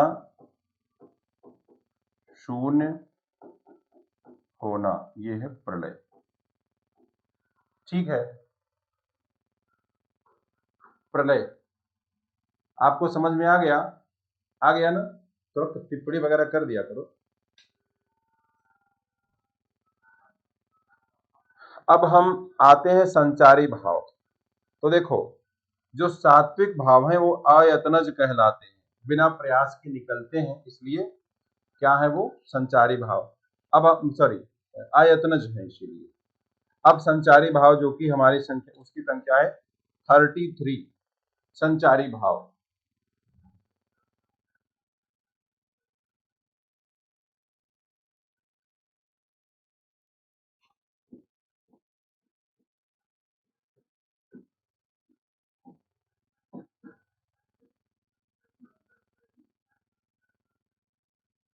संचारी भाव, इसे एक और नाम देते हैं व्यभिचारी भाव।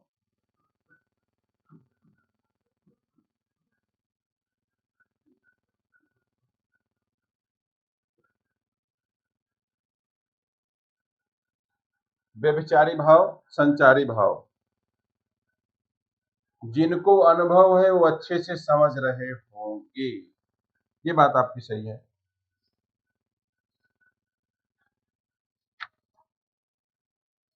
तो इसमें हम बहुत ज्यादा व्याख्या इसकी नहीं करेंगे, क्योंकि इसमें इसकी अर्थ बता दें आपको, है ना। विधन अभिचारी, विशेष रूप से अभिचरण करने वाला, ये है। समधनचारी, समधनचारी, यहां पर जो है ये उपसर्ग बन गया, और ये है विधन अभिचारी, विशेष रूप से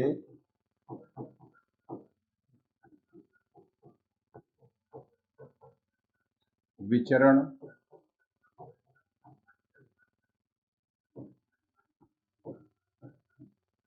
करने वाला, विशेष रूप से विचरण करने वाला। अब इसको यही कह सकते हैं। तो संचरण में, अभिचरण में उपसर्गों का भेद है, जबकि मूल चरण दोनों में। कभी कभी लोग हीन अर्थ में दुराचारी कह देते हैं व्यभिचारी को, तो बहुत डीप में नहीं जाना है। इसमें ये कह सकते हैं कि व्यभिचारी या संचारी भाव अस्थिर मनोवृत्तियों के द्योतक हैं। ये अस्थिर मनोवृत्तियों के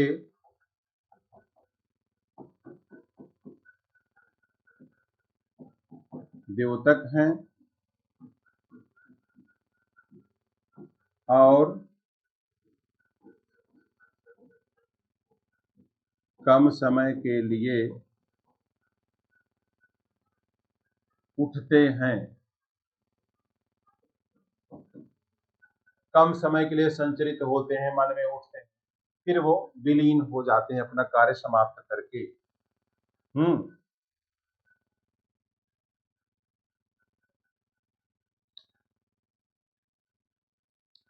जैसे उठते हैं फिर गिरते हैं। जैसे किसी के प्रति प्रेम का भाव है तो कभी उठता है कभी गिरता है। तो कहते जैसे बिजली है ना, चमक दिखाकर गायब हो जाती है। जैसे मान लो हर्ष है, विषाद है, चिंता है, उत्सुकता, ये सब तमाम बातें हैं। तो कभी कभी ऐसा होता है, कम समय के लिए भाव आ जाता है। हम चलो ये 33 प्रकार के इनका नाम बता देते हैं आपको। ये जो है 33 प्रकार के हैं।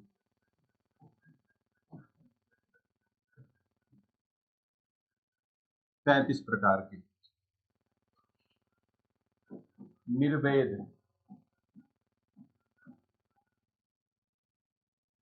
निर्वेद। दूसरा ग्लानि,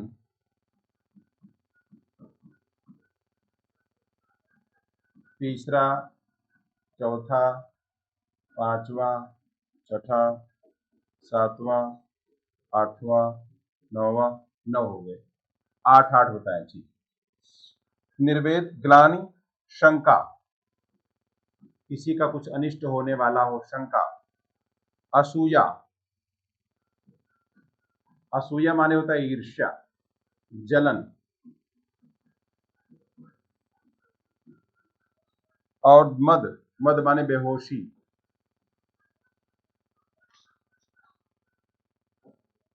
आप कहोगे मद बेहोशी नहीं है, बेहोशी है जब आपको होश न रह जाए कि क्या करना क्या नहीं करना। सातवां श्रम, आठवां दैन्य, दीनता, है सब करते नहीं, है भैया प्लीज मेरा काम कर दो, ये दैन्यता, दैन्य। प्लीज मान जाओ, दादी अम्मा मान जाओ, दैन्य। उसके बाद चिंता, मोह, स्मृति, 9वां।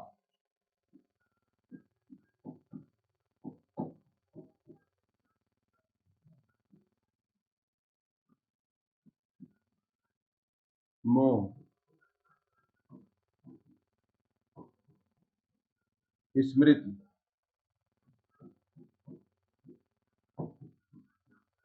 जड़ता, जड़ता,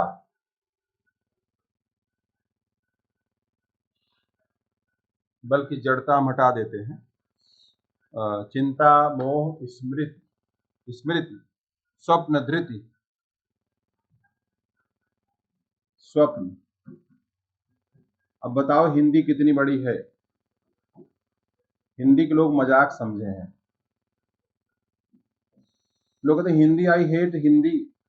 जो कहते हैं आई हेट हिंदी पढ़ करके बतावें, आई हेट हिंदी, कंगूर खट्टे हैं।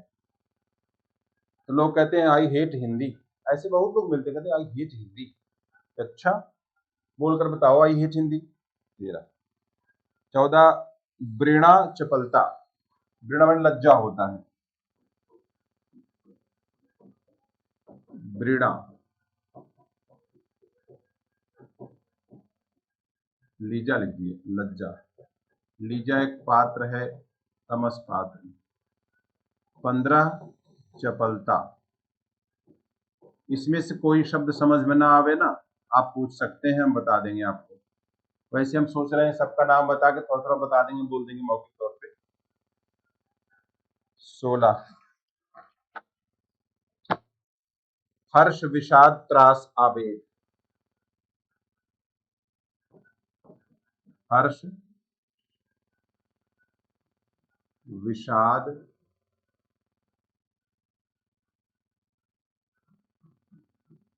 त्रास, आवेग। 16, 17, 18, 19। 19 हो गया। आगे आओ। जड़ता, गर्भ, औत्सुक्य, निद्रा। जड़ता, गर्भ,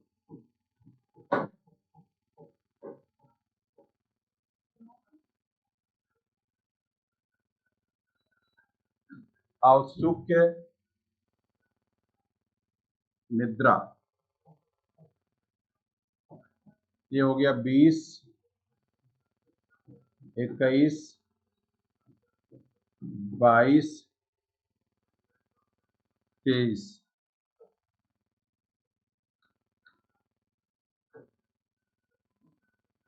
23 निद्रा। आगे देखो।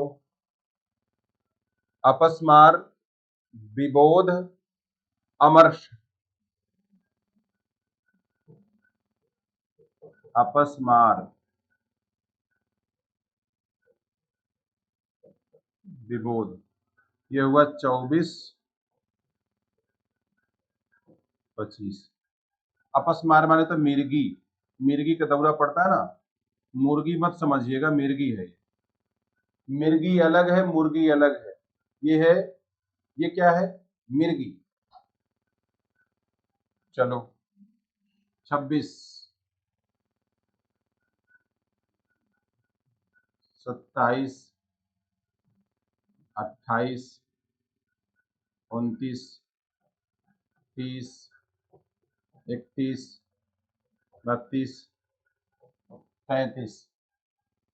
तो 33 आपका हो गया। ये थोड़ा सा ये ज्यादा ज्यादा हो गया। ये खराब लग रहा है ना, इसको हम यहां से हटा देते हैं।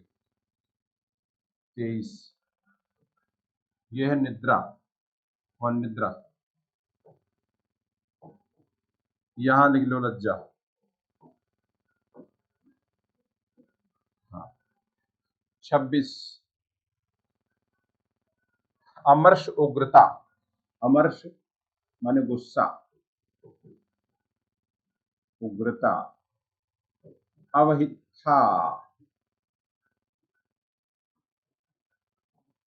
अवहिथा। अवहिथा हो गया, यानी कि जैसे एक लज्जा को छुपाने का भाव। उन्माद, व्याधि, मति, वितर्क। उन्माद, व्याधि, मति, वितर्क, मरण। मरण ये हो गया आपका। कितना हो गया? 33। मत भी हो गया, व्याधि यानी रोग हो गया, मन का संताप। उन्माद भी हो गया, काम, क्रोध, भय, दुश्चिंता, मानसिक आघात के कारण चित्त भ्रमित हो, उन्माद। अवहिथा, अवहिथा माने लज्जा आदि से भावों को छुपाने की प्रवृत्ति। अवहिथा, रुको। अवहिथा,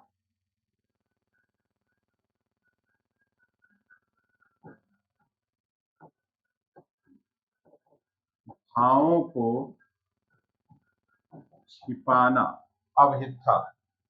और क्या बताएं? मत माने शास्त्र इत्यादि पढ़ लेते हैं तो भाव आता है। चलो एक एक करके। निर्वेद, जब जो है वैराग्य का भाव आता है कि दुनिया महफिल मेरे काम की नहीं। ग्लानि, पश्चाताप, शंका हमारा काम होगा कि नहीं होगा। असूया माने ईर्ष्या, इसी का उल्टा अनुसूया। मद, मद एक प्रकार की बेहोशी। जब आपके पास बहुत पैसा वैसा आ जाता है ना, तो सबको कम समझने लगते हैं। ठीक। आलस्य, दीर्घ सूत्री, श्रम, दीनता, चिंता, मोह, स्मृति, स्वप्न, धृति, वीणा, वृणा, चपलता, हर्ष, विषाद,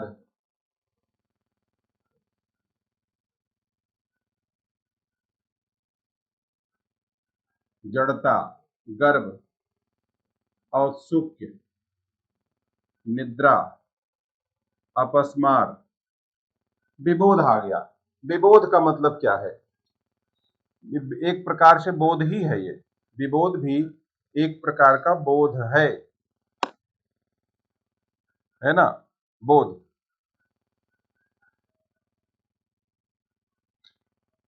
ठीक है। जब निद्रा की समाप्ति हो जाए, अज्ञान आपका चला जाए, तो आत्मबोध होता है, उसको हम विबोध बोलते हैं। एक और क्या टिप्पणी है? धृति। धृति माने धैर्य होता है। कहाँ है धृति? ये है धृति माने धैर्य। धृति दमोक्षमास्तेयम शौचम इंद्रिय निग्रह।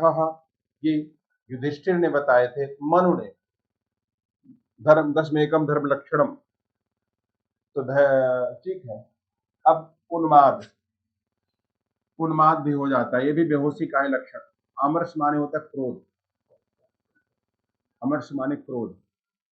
उग्रता, उन्माद हुआ, व्याध रोग, मत यानी बुद्धि, वितर्क, मरण। मरण, तो ये हो गया आपका मरण। और कुछ पूछना और टिप्पणी कर दीजिए आप लोग। तो मरण माने होता है जब वियोग आघात के कारण प्राण त्याग करना हो तो मरण। वितर्क माने होता है कि संदेह के कारण कोई विचार त्याग दो तो वितर्क बोलते हैं। ठीक है। तो फिलहाल आज हमने चर्चा की एक प्रकार से संचारी भाव तक बात हो गई। अब देखो एग्जाम्पल, जैसे हर्ष का विबोध का एग्जाम्पल। तब प्रसाद सब मोह मिटी, भव स्वरूप को ज्ञान, गत संशय गोविंद सब करिहौ वचन प्रमाण। ऐसे ग्लानि का देखो, यों कही अर्जुन अति विकल, समुझि महाकुलहान, बैठ्यो रथ रन विमुख भई, छाणी दिए धनुबान। ये तो अगर ऐसा हो कि भाई कौन सा संचारी भाव है, ऐसा प्रश्न हो तो एग्जाम्पल काम करेंगे। वैसे फिलहाल कल हम लोग पढ़ेंगे रसों के ऊपर। हम बता दें आपको, रसों के अंदर भी तमाम सवाल आते हैं, रस भेद के सवाल आते हैं। खैर ये सब आप नोट कर लेना। क्षिति जल पावक गगन समीरा, पंचरचित अति अधम शरीरा। ठीक है, आप लोगों ने इतना सुने दिया, बहुत बहुत धन्यवाद। सर जी ने नंबर ऊपर दे रखा है, आप लोग ज्वाइन कर लीजिए बैच को। और 12:30 बजे से हम लोग पीजीटी वाली जो बैच पढ़ते हैं उसमें स्पेशल क्लास आगे बढ़ाएंगे। चिंता मत करिए, किस तरह के प्रश्न आते हैं, क्या पूछा जाता है, सब विगत 20-25 वर्षों के सारे प्रश्न पत्र हमको पता है। तो विश्वास करिए, पढ़ते रहिए। आप लोग पढ़ना भूल गए हैं, आप लोगों ने पढ़ाई छोड़ दी है। आप लोग क्या करते हैं, इसका उत्तर क्या होगा ए, इसका उत्तर क्या होगा बी, इसका उत्तर क्या होगा सी। बिना डिस्कशन के हम बताएं, हम लोग यूनिवर्सिटी में पढ़ा करते थे, जब टीचर पढ़ाते थे पीछे 200-300 लोग पढ़ते थे, कुछ बाहर के भी चले आते थे। बिना ज्ञान के पढ़ाई कैसी होती? देखो एक बात और बताएं आपको, जो बोलते हैं बड़ों की बात माननी चाहिए, उसका क्या मतलब? बड़े का मतलब उम्र से नहीं है, अनुभव से है। अब जो इंटरव्यू नहीं दिया वो इंटरव्यू का तरीका बताएगा, जो प्रीलिम्स मेंस की परीक्षा नहीं दिया वो तरीका बताएगा, उसमें कुछ कमी रह जाएगी। ठीक, तो ज्ञान कहीं बाजार में नहीं मिलता, अनुभव भी कहीं मार्केट में नहीं मिलता। तो हम लोगों ने तो पीसीएस की परीक्षा, लोअर पीसीएस की परीक्षा, आईएएस की परीक्षा और भारतीय वन सेवा इंडियन फॉरेस्ट सर्विसेज क्लास 1 की जॉब होती उसका मेंस, तमाम इंटरव्यू और बाहर तमाम लेक्चर सेमिनार, हर तरह के अनुभव हैं, शोध का अनुभव, हर तरह का अनुभव है। केवल कोचिंग पढ़ाना तो अच्छी बात है, वो तो आपके ज्ञान की वृद्धि होगी, आपको जॉब मिले, नौकरी मिले तो पुण्य का काम है। लेकिन कोचिंग पढ़ा करके हम अपने को सर्वश्रेष्ठ नहीं कर सकते। जीवन बहुत बड़ा है, बहुत सारे अनुभव की आवश्यकता पड़ती है। अहंकार तभी दूर होता है जब हमारे ज्ञान में विस्तार प्रसार होता है। अक्सर क्या होता है, लोग बड़प्पन का अर्थ नहीं समझ पाते। एक छोटी सी बात के साथ हम विराम करेंगे। वह बात यह है, एक बार युधिष्ठिर और कृष्ण और अर्जुन, अर्जुन ने कृष्ण से कहा, आप बार बार कर्ण की प्रशंसा करते हैं। कर्ण, ध्यान से सुनना पूरी बात, कर्ण बहुत ज्ञानी है। कहते कर्ण बहुत ज्ञानी है।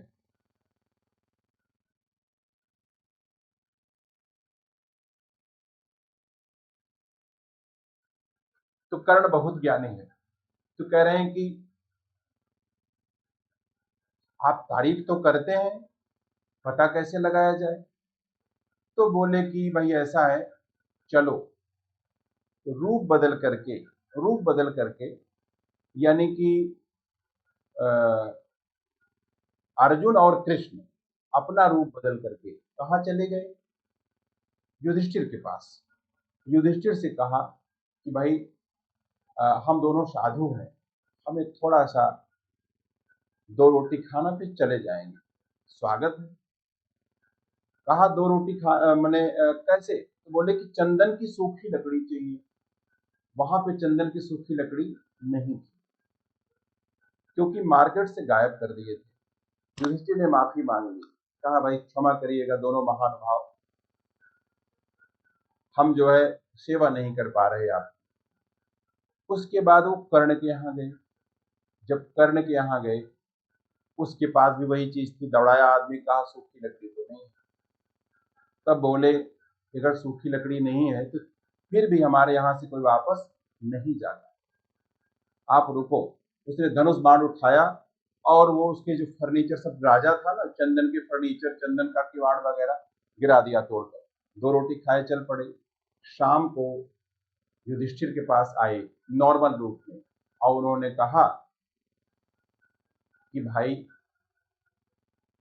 मुझे भी ये बात क्यों नहीं ख्याल आई, कर्ण की तरह मेरे पास भी चंदन के समान थे, हम तोड़कर गिरा देते उनको। तो कहा कि ऐसा है, स्वभाव नहीं है आपका, कर्ण का स्वभाव, कर्ण का स्वभाव है। ठीक है, तो सबका स्वभाव नहीं होता है। अच्छा, एक टिप्पणी प्रायः जो है की जाती है, अभी एक टिप्पणी आई तो हम बता दे रहे हैं।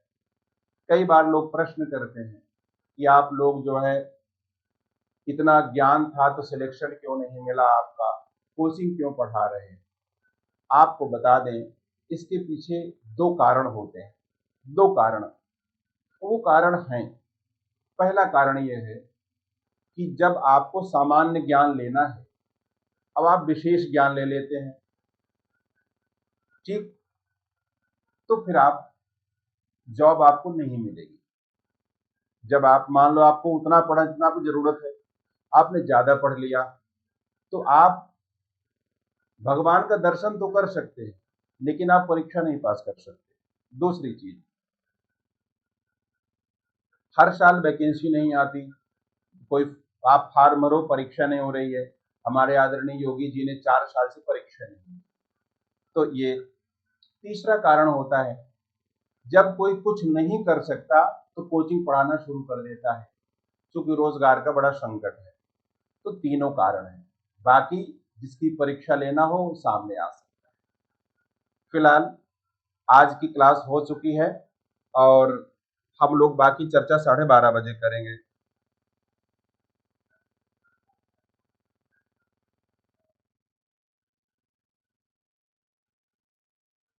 आप लोग चिंता मत करिए, हमारे पास सारे प्रश्नों के जवाब हैं। चिंता मत करिए, सारे प्रश्नों के जवाब हैं। बात यह है कि इंटेंशन किसका कैसा हो। तो फिलहाल हम लोग 12:30 बजे मिलेंगे और 12:30 बजे आएंगे और टीजीटी पीजीटी की जो आपकी परीक्षा है उसके लिए हम बात करेंगे। सर ने यहाँ नंबर आपको शो कर दिया है, आप जुड़िए, बैच में आइए पढ़िए। ठीक है।